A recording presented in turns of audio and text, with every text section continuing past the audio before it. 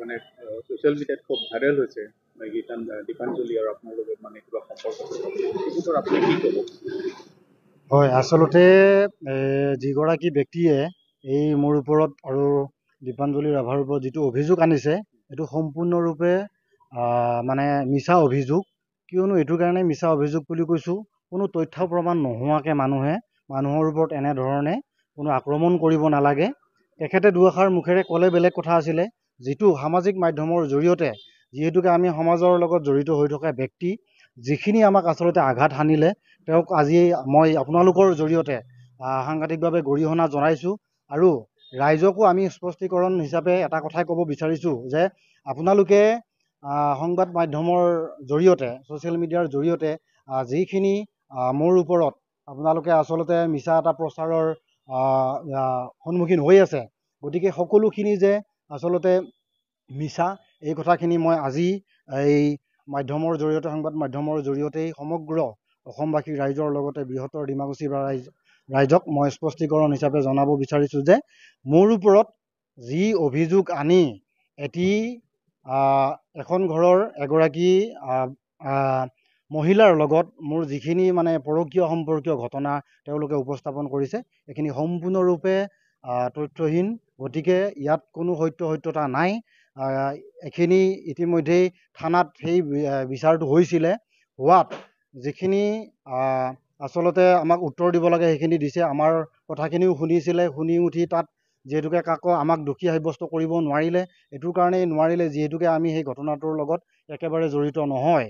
কিন্তু তথাপিতো যি অতুল ডেকা নামৰ ব্যক্তিগৰাকীয়ে আমাৰ ওপৰত যি অভিযোগ আনিছে, তেখেত নিজৰ আচলতে মানে এইটো কি বুলি ক'ম, তেখেতে আক্ৰোশমূলকভাৱে এই কামটো কৰিছে।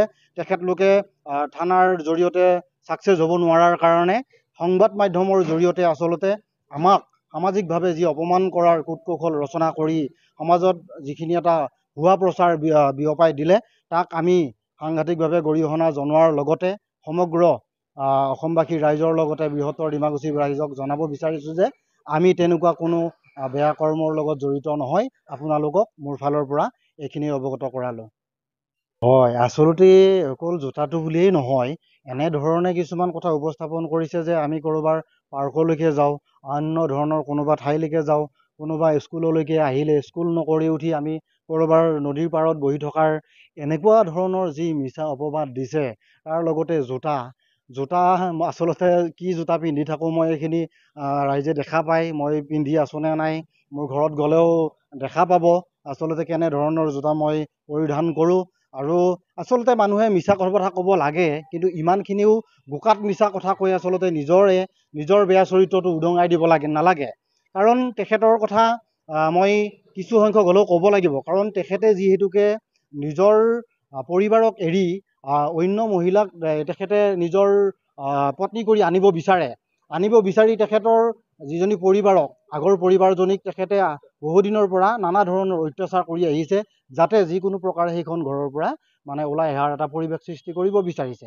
গতিকে এই কথাখিনি আচলতে আমি গৰিহণা জনাইছোঁ। তাৰ লগতে সেই অতুল ডেকা নামৰ সেই পাখণ্ড ব্যক্তিজনক ক'ব বিচাৰিছোঁ, আপুনি মিছা কথা ক'ব লাগে, কিন্তু নিজৰ পৰিয়ালটোক লৈ, নিজৰ পৰিবাৰজনীক লৈ ইমানো মিছা কথা কৈ সমাজৰ মাজত এটা আপুনি বেয়া চকুত যাতে মানুহগৰাকীক চাব লগা হয় তেনেকুৱা এটা পৰিৱেশৰ সৃষ্টি কৰিব নালাগে। লগতে তেখেতৰ লগতে মোকো যিটো এটা সাংঘাতিক অপবাদ দিলে যে তেখেতক যেনিবা আমি পাৰ্কলৈকে লৈ যাওঁ, কোনোবা ৰেষ্টুৰেণ্টলৈকে লৈ যাওঁ, আমি হয় আমি সম্বন্ধত এটি বন্ধুত্ব হয়, গতিকে সেই বন্ধুত্বক বাদে আমাৰ বেলেগ একো নাই। সেই বন্ধুত্বক বাদে বেলেগ প্ৰমাণ কৰিব নোৱাৰিলে আইনৰ ওচৰত, গতিকে সেই আইনৰ ওচৰত বন্ধুত্বক বাদে বেলেগ সম্পৰ্ক থকা বুলি প্ৰমাণ কৰিব নোৱাৰি, আইনৰ চকুত তেওঁলোকে দোষে সাব্যস্ত কৰিব নোৱাৰি তেখেতলোকে এটা নতুন পন্থা অৱলম্বন কৰিলে। এই নতুন পন্থাটোৰ জৰিয়তে আনকি ইমান ধৰণৰ মিছা কথাবিলাক কৈ দিলে, জোতাকে আদি কৰি নানা ধৰণৰ ৰাস্তাই ঘাটে লৈ ফুৰা, অমুক তমুকত লৈ ফুৰা কথাবিলাক আচলতে এইবিলাক সম্পূৰ্ণ ভিত্তিহীন মনে সজা কথা। তেখেতৰ যিজনে আগৰ পৰিবাৰগৰাকীক এটা যাতে বদনাম দি সেইখন ঘৰৰ পৰা উলিয়াই দিয়াৰ এটা তেখেতে প্ৰচেষ্টা কৰিব পাৰে, সেইটোৰ কাৰণে তেখেতে এই অপকৰ্মটোত লিপ্ত হৈছে। আৰু তাৰ লগতে তেখেতলোকৰ পৰিয়ালটো সম্পূৰ্ণৰূপে জড়িত হৈ আছে। জড়িত হৈ থকাৰ কাৰণে আচলতে ইমানবোৰ ঘটনা হ'ব পাৰিছে। যদি তেওঁলোকৰ পৰিয়ালটো জড়িত হৈ নাথাকিলে হয়, তেনেহ'লে এই অতুল ডেকা নামৰ ব্যক্তিগৰাকীয়ে আচলতে ইমান মনে সজা কাহিনী এটা কৈ ৰাইজক বিভ্ৰান্তিকৰ পৰিৱেশত পেলাবৰ কাৰণে সৃষ্টি নকৰিলেহেঁতেন।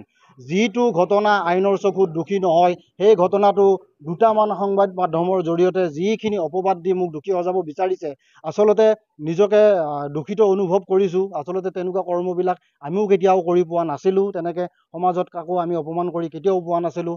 আমিও সামাজিকভাৱে মানুহৰ লগত পিছে পিছে গৈ থকা ব্যক্তি আছিলোঁ। তথাপিতো যিখিনি সমাজত মোৰ মান সন্মানৰ যিখিনি লাঘৱ কৰাৰ যিখিনি পৰিকল্পনা তেওঁলোকে কৰিলে, যিখিনি প্ৰচেষ্টা কৰিছে, সেইখিনিৰ মই আচলতে গৰিহণা জনাইছোঁ।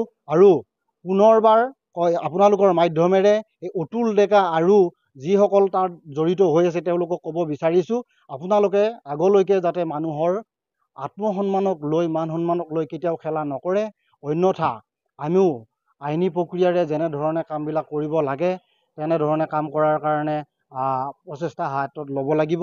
কিয়নো বাৰে বাৰে আমাক অপমান কৰি থাকিব, আমি বাৰে বাৰে গোটেই কথাখিনি সহ্য কৰি গৈ থাকিম। ৰাইজে ভাবিব হয় সঁচাকৈ তেওঁলোকে অপৰাধ কৰিছে, সেইকাৰণেই এনেকুৱা ধৰণৰ কথা বতৰাবিলাক ওলাইছে। গতিকে সদৌ শেষত মই চমু শ্ৰদ্ধাৰ ৰাইজক এটা কথাই ক'ব বিচাৰিছোঁ, যি ঘটনাৰ আজি 2-3 দিনৰ পৰা আমাক সামাজিক মাধ্যমত যি অপমান কৰাৰ এটা পৰিৱেশ ৰচনা কৰিছে, এই সম্পূৰ্ণৰূপে ভিত্তিহীন আৰু মিছা। এইটো এটা পৰিকল্পিত এটা ঘটনা তেওঁলোকে ৰচনা কৰি সমাজৰ মাজত বিয়পাই দিছে। গতিকে পুনৰবাৰ কৈছোঁ, সম্পূৰ্ণ গোটেইখিনি এইটো মিছা হয়। গতিকে আপোনালোকে আপোনালোকৰ মতে বিচাৰ বিবেচনা কৰিব বুলি আপোনালোকৰ ওচৰত শ্ৰদ্ধা নিবেদিছোঁ। ধন্যবাদ।